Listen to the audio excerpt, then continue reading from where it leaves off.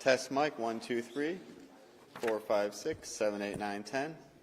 1 2 3 4 5 6 7 8 9 10.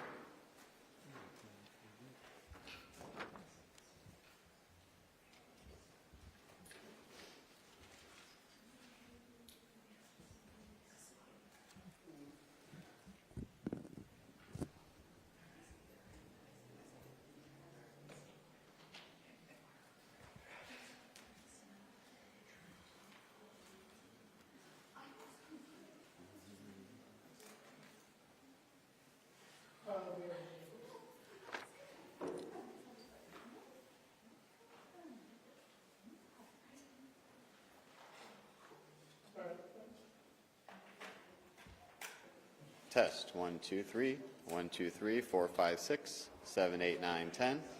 1 2 3 4 5 6 7 8 9 10.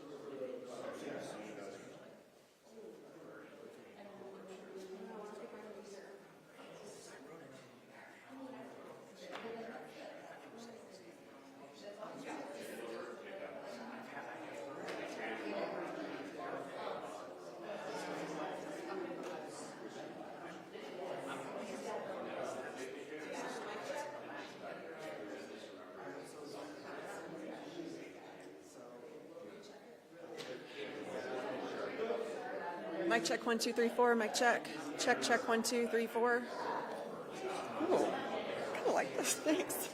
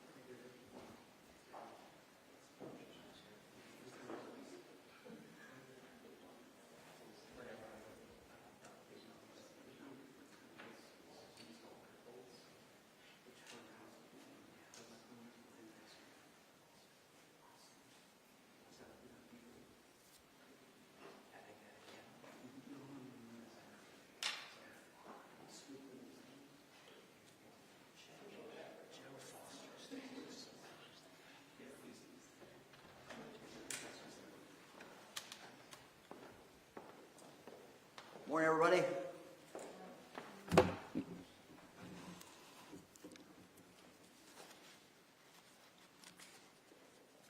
Everybody set? For the past 6 years, I have been blessed, and the people of Ohio have been blessed by having Jon Husted as Lieutenant Governor. He was someone who I knew if something happened to me, he could walk in and become the governor of the state of Ohio and lead the state. I also knew to our administration, and frankly, great number of the successes that we've had in our office, Jon Husted played a major role. After I asked him to go to the United States Senate, obviously we have a vacancy in the lieutenant governor's position. And so very well. Again, my criteria, number one, the most important thing is someone who can serve as governor if something would happen to me over the next 100 weeks.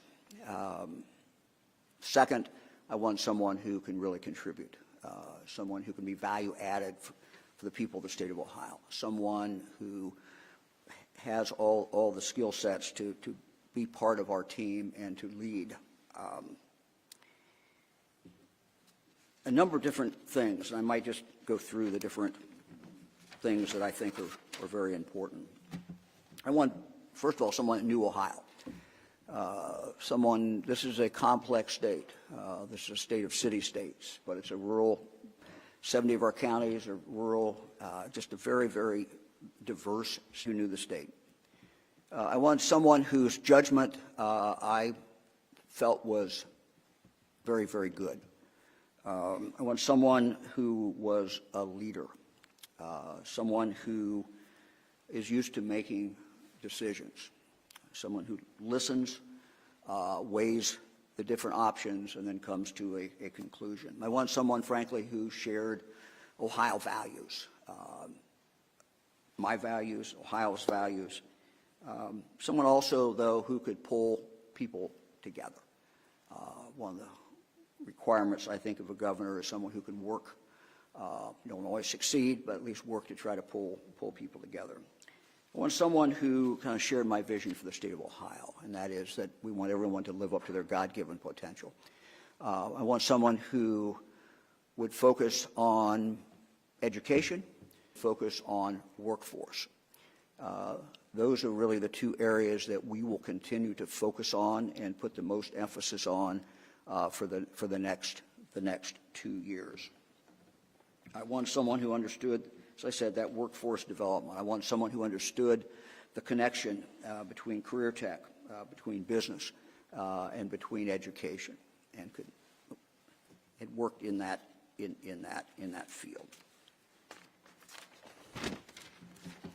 As I said, there are many good candidates. 9 days ago, a week ago Saturday, Fran and I went to Northeast Ohio, went to the home of Jim Tressel and his wife Ellen. We met with Jim, and I asked him if he would serve as Lieutenant Governor of the state of Ohio. I'm pleased to say that he'll be sending his name to the Senate and to the House. I'll be sending the name of Jim Tressel. I'll be nominating him to be Ohio's next lieutenant. He became president of Youngstown State, and I've worked very closely with him and observed what he's done and has seen the reaction in the Mahoning Valley among the leaders to him. He knows how to pull education in together and to reach out to the business community. He understands that education, part of the education job is to educate young people. It's also to try to grow the state in the sense of economic development. He's been involved in economic development in the Mahoning Valley as well. He has the requisite skill sets. He has the criteria that I outlined. He knows Ohio. Jim Tressel, I trust his judgment. He is a born leader. He's a leader wherever he has been. Spent a great deal of his career working. Jim Tressel is Ohio values. He's a hard worker and shares that vision for the future of the state of Ohio. He has the ability to pull people together. He has the ability to lead. Me to be assured that if something happens to me, he can walk in and be governor that day. It would be seamless, and he would be able to take over. We certainly hope that that's not happened, but we have to know that that person has the ability to do that. Second, his background in education, his background in workforce development, his background in economic development, all bode very, very well. He's going to do a number of things in our administration, and we'll be outlining those in the days and the weeks ahead. But certainly, he's going to be involved directly with education. He's going to be involved with workforce development and how those two come together. This is not unusual for Jim Tressel. The thing I've noticed about him, and I've reached out to him, frankly, over the years many, many times to get ideas. What do we do about our universities that, because of demographics, questions? He has always come back to me with answers that I thought were very well reasoned and were very intuitive, but also based upon his experience. So I am very happy to be sending his name Senate today. I talked briefly to the Speaker and the Senate President an hour or so ago, and I know Jim will look forward to talking with members of the General Assembly, and I certainly hope that he will be confirmed. My job is to nominate. As I said, I will nominate him today to be our next Lieutenant Governor. Jim? It's a humbling moment. As the governor mentioned, he rode up to our house, and I thought he was just coming to watch a couple grandkids play basketball. That was his excuse, I think, to stop up. And then when he brought up this thought of considering the lieutenant governor position, many things went flowing through my mind, because I've admired what he's done, not just in his overall career, work together, of how deeply he and Fran care for every single person in this state, how they want every single young person and on through adult to reach their God-given potential. He wants this to be the greatest state in the world. He bleeds scarlet and gray, and he's very he can make an impact when he asks you to do something. He's very convincing. Let me use the word convincing. And so I obviously had a million thoughts going through my mind. A year ago, February, I retired as the president at Youngstown State University, and I've told many people that I've flunked retirement so far, and have been really, really busy. But it's been on fun things, important things. And when he brought up this thought, I said, well, obviously he happened to be down south playing a little bit of golf, and so I got to her later in the day, and I said, Ellen, you're not going to believe this, but the governor thinks that we'd be capable of being helpful and wants us to consider this. And she said, it sounds like God has more work for you to do. And we owe just about everything in our blessed lives to the state of Ohio. And she said, if the governor thinks you can help in the state of Ohio, we should consider it. And I always, Dom, I always do what Ellen says. And so we began the conversation, and we had worked so much on education things because I'm an educator. That's just what I was trained to be, and that's what I'll be till I die. And we talked a lot with Jobs Ohio and the economic development regions and so forth about all these wonderful opportunities that they've created for our state. I mean, this probably is not a greater moment in our state than we've had in hundreds of years with opportunities. And we really need to do a good job of getting that workforce to execute those opportunities, to find out what it is we need to do to take advantage of them. And so that was one of the things that the governor talked a little bit about, and we also talked a little bit about something going back to our childhoods. We grew up when they had the President's Council on Fit, a little bit about a fitness in that type of thing. He said maybe we should do that, and then just the conversations went on, and so I know there won't be any lack of things to talk about and think about and work on. I'll have a lot of learning. I don't know this world particularly. Fortunately, our governor and what he believes in, and my first job is to go to school on that and then see if I can evolve and try to make a difference in the state that has been so special to us. So again, I thank you and Thanks, Jim. appreciate it. Thank you very much. Are there any questions? Governor, you talked about education. Is there a chance that you will do double duty with the Department of Education and workforce? We haven't totally defined his roles, but that will certainly be one of the areas that he will be working on. I don't look, for example, to I'm very happy with Steve Dakin, who heads up that department, and as far as K through 12, and I'm not going to change that, but he's going to be, I think, very, very valuable to us. I've watched him work with the business community, and historically, sometimes the business community and the education folks didn't talk a lot. When he went to Youngstown State, one of the first things he did is just pulled the business community in, because it's so intertwined, and it gives these young people the real opportunity to live up to their full potential. So, Lieutenant Governor nominee, can you talk a little bit about the work you would specifically like to get into, and whether or not you're going to kind of pick up where Lieutenant Governor, now Senator Jon Husted, left off? Yeah, let me just say, I'll start and then Jim can talk about it. But what we've kind of outlined today is the way we see this today. But as Jim pointed out, there's going to be anybody who's worked around me knows that I'm always thinking about other things. And one of the areas that we did talk about was physical fitness. And I think Jim is the logical person to lead that effort for our administration. This is about wellness. This is about health. This is about our young people. So it's a very logical thing for him to focus on. Anybody else? Did you want me to? Oh, I am sorry. Yeah, go ahead. She was kind of waving at me. Go. Is what you need to do.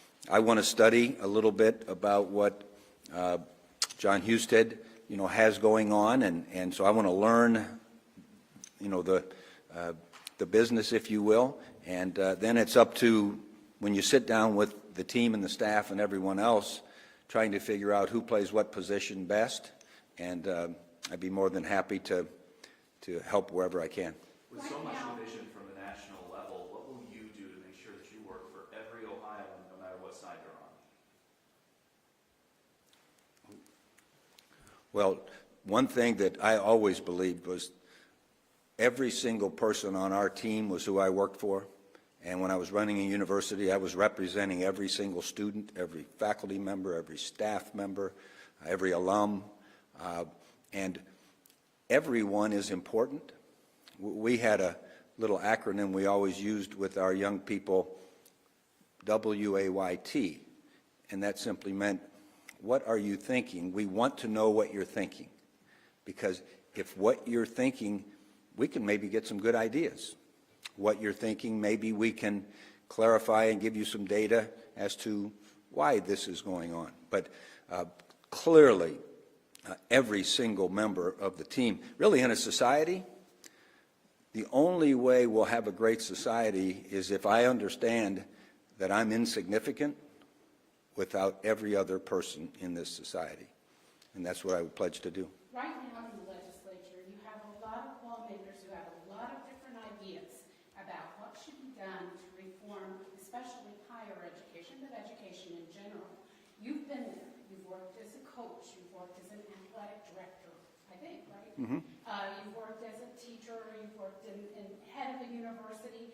Can you explain, having all that background, what kind of skills you bring and the idea that if you move one thing, something else moves too? Well, I think it is helpful that I do know the complexity of it, because sometimes people make things sound simple and then they really dig in and they say, "Ooh, well, the reason we do this is this." And again, that's wanting to know what people are thinking, what is their perspective now, and how can we come together with common ground. And that comes from giving on all sides, and that's, to me, the fun of trying to build teams, is that what everyone thinks is important, what everyone wants is important. What we have to do for the good of the whole is what's most important. And so I think knowing that complexity will help. Do you have any political ambitions beyond this 2-year stint as lieutenant governor, and the governor, was that a consideration in your bid? Well, I promised for 699 days, is that what it was, Fran? For 699 days to have a singleness of purpose and a singleness of focus. And so to serve needs that the governor outlines and his staff, and really my focus is beyond that. I remember about 25 years ago I said to a group in Columbus that I had my sights set on 310 days later, and that was my singleness of focus. Now I have a 699-day singleness of focus. So does that mean you're ruling out a 2026 run for statewide office? Start on that. Okay.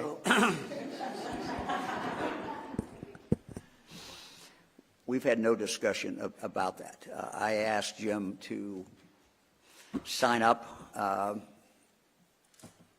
for a little less than 2 years, and that's what he's agreed to do. So I think that's been our focus. We've had no discussion about anything else. That's what we've been talking about. So. You like football, right? What do you make of... You could call me Jim, by the way.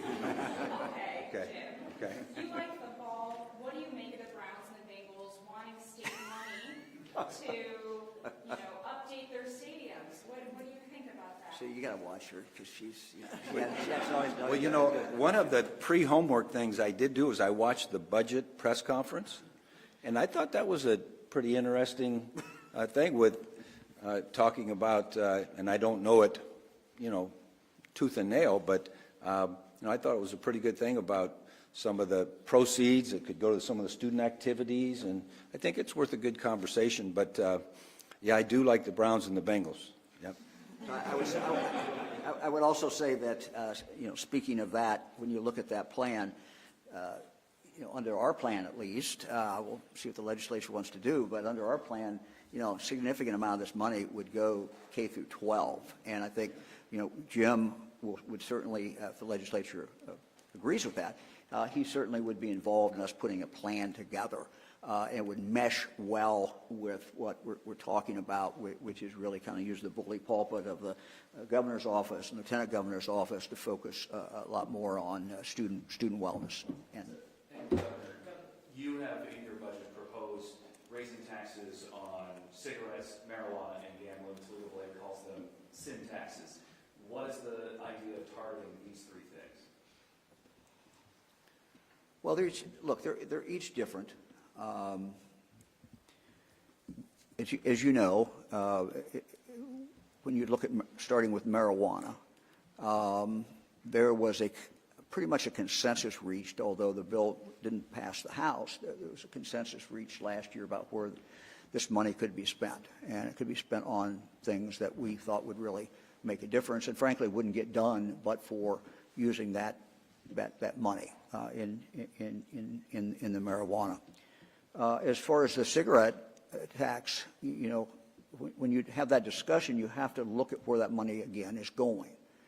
And in this case, this money would go to working families who have children under the age of 7, and they could get up to $1,000 per child. And that seemed to me to be a very good trade-off. We can't do it any other way. We have to do it this way if we're going to, in fact, get this done. We need to be supportive of families in the state of Ohio. Families are key. Families are everything. And families that have young kids have have just more stress for many, many reasons. And so it just, it seemed to be a very, very, very good trade-off. Sports gaming, again, we wouldn't be the highest state in tax, and it's not a tax against the gamblers. It's not a tax against the citizens who are legally betting. It is a tax with these companies, and still we would not be the highest state in the union. And using that money to do something that we have done for over 50 years, and that is the state government, the taxpayers of the state have put money into stadiums and ballparks. And quite candidly, anybody thinks that there'll ever be an end to that. This would make sure that we have a dedicated fund and that we're not taking this money out of the precious general fund. The general fund has to be focused on education. The general fund has to be focused on mental health. The general fund has to be focused on addiction and children's services. All of these things. And so that's why we did this. And it's easy to round it off and say, well, you got 3 sin tax. Well, that's all true, but you have to look at each one, and I think you have to make a decision. Is it the right thing to do to raise this money and raise it in this way, and the good that will be done with that amount of money? Because those things are not going to get done but for those fees, we'll call them, or taxes. So anyway, who else? How do you decide where to direct that marijuana funding, and why did you eliminate the community host fund? Look, this was a consensus that was reached by leadership last year. We looked and where those real needs were. And look, we all want more money to go back to the local communities, but frankly, that was almost a lottery in the sense that some got money, some didn't get money, and it would have been nice to be able to do it, but we also have jails that need to be dealt with. We have police training. We need to be the first in the nation in regard to police training. No one thinks about police training until there's a tragedy. No one thinks about police training until something happens and say, oh my God, how'd that happen? There is no substitute for police training, and there's no substitute for scenario-based training that's real. And so if we're going to do those, I got to look at the whole budget. I got to look at where we can get money. There is no place else to pull that money. Not take that from the general fund. If you take that from the general fund, you're taking it away from mental health, you're taking it away from addiction, you're taking it away from many, many different programs focused on kids, K through 12, mental health. And that's why you have to look at the whole and see how you can put a budget together that takes care of the needs of the people of the state of Ohio. Jobs Ohio is seeking a 15-year extension on its lease on liquor license. This has gone back and forth for a couple of months. AG Dave Yost has asked for a delay on that and wants more transparency. Where do you stand? Do you think this agency needs more transparency into the deals that it's making? I'm sorry, I missed the last sentence. Where do you stand on this 15-year Yeah, extension? look, I can tell you I've done this now for 6 years. We've had huge victories. We have brought companies into the state of Ohio. All the high-profile ones that you think about, and many, many more that we never even think about, but that are occurring out there, would not have happened but for Jobs Ohio. Ask the other states. Everybody is envious. Other governors are envious of Jobs Ohio. And so what this does is simply extends it. It will allow them to have some breathing room. It will allow us to continue to compete with other states, and it will allow us to continue to win. If we want to continue to win, we have to have Jobs Ohio in the game, fully in the game. This is how we have them in.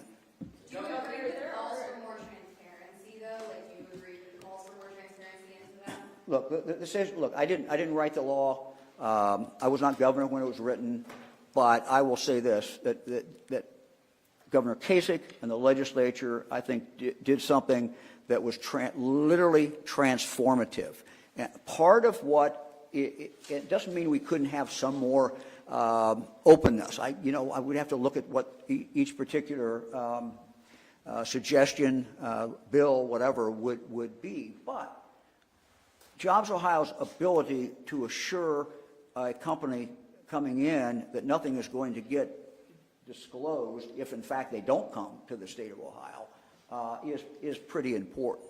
If they do come to the state of Ohio, it's disclosed. You all write about it. It's disclosed because Jobs Ohio puts it out there, and we put it out there for the economic development about what we're paying, what the deal is. So we're always open to more ideas. Governor, there are a number of immigration-related bills being introduced at the state. I'm sorry, number of what? Immigration-related bills being introduced at the State House to pull funding from so-called sanctuary cities to require immigration status to be disclosed. The idea has been floated of allowing ICE or requiring that ICE goes to schools. What's your take on these sorts of bills? Look, I don't always comment on every bill that's introduced. These bills I haven't really even looked at. Look, we are going to follow the law. This is Ohio is a law-following state. We're going to follow the law, and we'll take a look at what these bills have to say. I would just say again, in regard to legal immigrants, Ohio, you should come to Ohio. We need you to work. We always need people who are willing to pull the wagon. We always need people who are willing to work and roll up their sleeves and make our economy move and do things. We want those people who are legal to come into the state of Ohio. And that's, I will continue to say that. That's very, very important to our future. I long for the day, and I think it will come, when the southern border is taken care of, and we don't have to have this craziness that goes on at the southern border today. At that point, I think it will be time, if I can step out of my lane a little bit, and it's time then for Congress to look at, what do we want to do in the area of legal immigration? What kind of laws do we pass, and who do we allow in this benefit to the United States? Who should be coming in legally? We've not been able to do that or have that conversation. I think the last time a major immigration bill was signed by, in that case, Ronald Reagan. It was a Democrat bill. Democrats controlled the House and the Senate. They passed the bill, and Reagan signed it. So I long for the day when we can take immigration off the table as a partisan issue. That probably is not going to happen until the southern border is, in fact, taken care of. So, Governor, you and Jon Husted came in with extensive confidence he can do the lieutenant governor job and possibly your job out of it. Look, if you look at Jon Husted, if you look at Jon Husted, if you look at Jim Tressel, they have different backgrounds, but they're both extremely valuable. And the assets that they have, the skill sets that they have, the life experiences they have. This is a pick that I felt was very important. As I said, we want someone who could take over if something happens to me, but I also want someone every single day who is working and come up with ideas. And this is a guy with ideas. Jim Tressel has ideas. I can guarantee you that. And the discussions I've had with him for many years, and they're thoughtful, and they're based upon what he's seen, what he has learned. That's what I want him to bring to the table for us every single day. And to me, that's just extremely valuable. Would be extremely valuable to the people of the state of Ohio. Governor, there is a lot of speculation leading up to this announcement that Lydia Mahalik would get the appointment. How seriously did you consider her, and what led you to? A great future. She is very highly talented, very motivated. She's done a great job for us. I could say the same thing, frankly, about Andy Wilson. He has been a phenomenal person in the whole area of security, the whole area of the crime challenges that we have. I could go through other members of the cabinet, some of them whose names have not been mentioned yet, so I won't do that. But we had a number of great people in the cabinet. Every one of them who expressed an interest to me could have served and served very well, and would have considered and talked with, and many of them would have been very good as well. Was Mr. Swami ever a consideration? I'm not going to get into I'm not going to get into the names because then we just go on and on. The question is, Coach Trestle, have you ever considered holding elected office like this before? And it sounds like it might have been a surprise when the governor asked you about this a week ago. So was it? Oh, it was a surprise, for sure. But universities for 46 years, and I've really enjoyed working with the legislators. I know a lot of the legislators even today. They've been great difference makers. I've worked with the governors. I've worked with kind of the unseen group, the governor's staffs, who are really outstanding. So, yes, it was a surprise. I've always enjoyed working kind of in this arena. You know, I'm going to work like crazy to try to learn all I can learn, and I've been busy.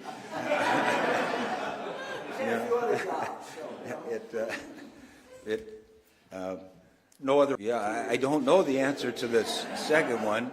I do know it was harder being a college president than a coach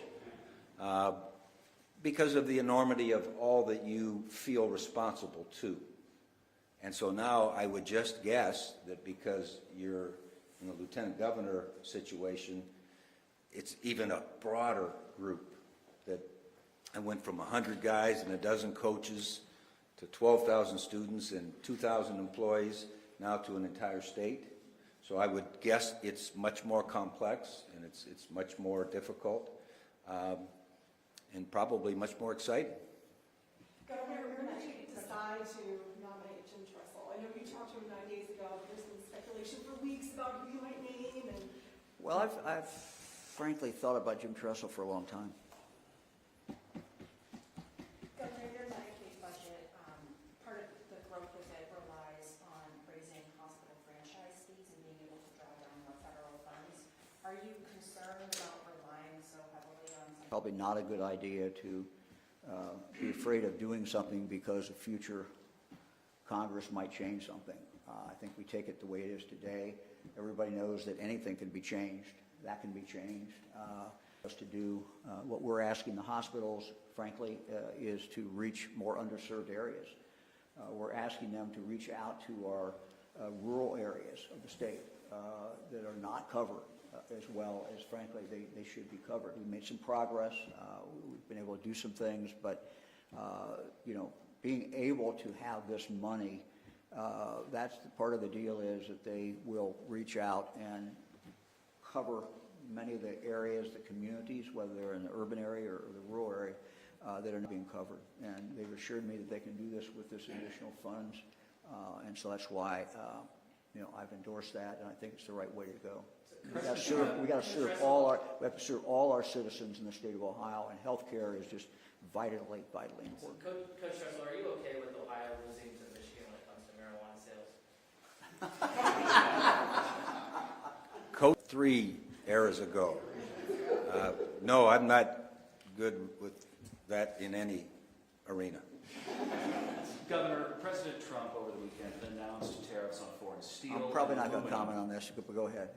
In your eyes, what will that do for Ohio's remaining steel industry? Well, we're certainly looking at that. We're certainly looking at different announcements that have come out of the White House, and you know, sometimes we get clarification, and so anyway, we're looking at all those things.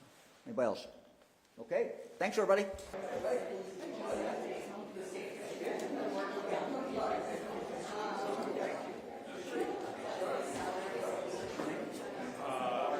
Okay, who was it?